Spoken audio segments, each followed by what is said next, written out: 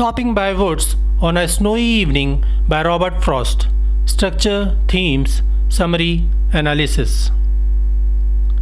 Hello and welcome to the discourse. Stopping by Woods on a Snowy Evening is a poem that Robert Frost wrote in a single sitting in the year 1922 during a break when he was writing another long poem titled New Hampshire. Both these poems were published in his collection titled New Hampshire in 1923. Robert Frost gained international fame and won 4 Pulitzer Prizes as a poet. Yet, he retained the reputation of being a regional poet who prominently wrote about the nature and woods of New England. He is known as a nature poet for his beautiful depiction of nature in his poem, through which he extracts valuable meaning and messages helpful for human life. Stopping by Woods is a similar poem in which the narrator, who probably is a trader or transporter, is going on a business trip when he reaches a dense wood during his travel on his horse. As he stops for a brief moment amid a snowy evening in the woods, he gets mesmerized by the beautiful natural scenery. For a moment, he wishes to leave everything aside and stay there in the marvelous nature forever. He is torn between staying in the woods and heading home, but he realizes that responsibilities weigh more than the loveliness of the scene and decides to move forward. It appears like a swing that Frost described in Birches, a short reclusive moment to refresh and nurture one's emotional and mental health, to proceed for fulfilling the worldly burden and responsibilities with new vigor. The double-mindedness of the narrator about staying in the woods or going forward to his village reminds of the road not taken, as the narrator has to take a decision and proceed. Structure of Stopping by Woods on a Snowy Evening. It is a short poem consisting of 16 lines ensembled in 4 quatrains. Robert Frost used the Rubaiyat stanza pattern popularized by Edward Fitzgerald, who translated the Rubaiyat of Umar Khayyam. Each stanza is written in iambic tetrameter with a rhyming scheme confirming AABA, except the last stanza, which follows DDDD. The overall rhyming scheme appears AABA, BBCB, CCDC, and DDDD. Frost used euphonic elements in each stanza. In the first stanza, each rhyming word ends with the sound of O. In the second stanza, the euphonic symmetry of queer, near, and ear is apparent. The third stanza offers a euphonic resemblance of shake, mistake, and flake. The last stanza offers a euphonic similarity of deep, keep, and sleep. Imagery has been used perfectly. In the third stanza, consonance has been used perfectly with the sound of S. The poem ends with a repetition of "and miles to go before I sleep." Sleep is used as a metaphor suggesting absolute rest, of satisfaction, of fulfillment of responsibilities, promises, fulfillment of the day, tour, business trip, or the fulfillment of life. The poet here is actually trying to express that anyone in his or her life has to keep on moving, as there is a pile of duties waiting to be fulfilled before sleep or true rest that can be death.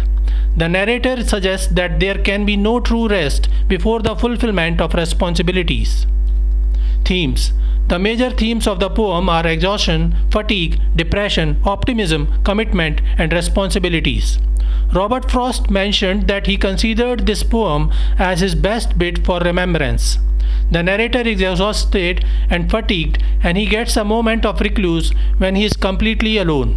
The moment is truly silent and tranquil, like a period of meditation.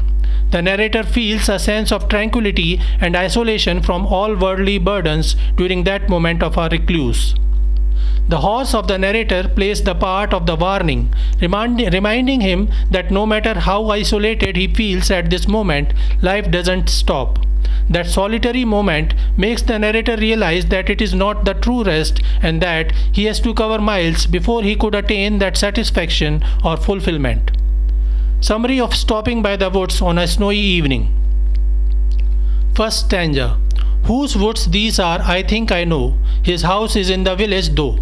He will not see me stopping here to watch his woods fill up with the snow. The title of the poem works as the beginning, and then the first stanza continues. The narrator is traveling through the woods for some business trip or domestic errand. As the evening reaches, he stops nearby the dense woods, which seems familiar to him. He has seen these woods in past from a distance. He knows the owner of the land who lives in a nearby village. As it is evening time and it is snowing, the narrator is confident that the owner is nowhere near, as he must be within his home in the village, while his woods are all white as snow accumulated on them. As the narrator realizes that he is alone, he cannot resist taking advantage of this solitary moment to feel the beauty of these woods on a land that is not his own. Stanza 2. My little horse must think it queer to stop without a farmhouse near, between the woods and frozen lake, the darkest evening of the year. The narrator mentions his horse as little. This shows that the narrator is of humble background. Maybe the horse is literally little, that is a pony. The narrator is an ordinary citizen who cannot afford a fancy horse. The horse is very dear to the narrator and he is very considerate about his carriage as he notices his horse and interprets what the horse might be thinking. The narrator says that his dear horse is perplexed as the narrator has stopped by the woods near a frozen lake. It is certainly not a destination or stopping point as there is no farmhouse or shelter nearby. The weather is intense as the lake has frozen. The horse would rather prefer running until he reaches a warmer place. It is the darkest evening of the year. This may suggest that it was a tough day for the narrator and he is depressed and fatigued due to the long journey and harsh weather. The darkness is growing as the night is approaching, and this further perplexes the horse as it would prefer to reach a safer place. But the stubborn narrator seems to adore the immediate present as opposed to imminent danger.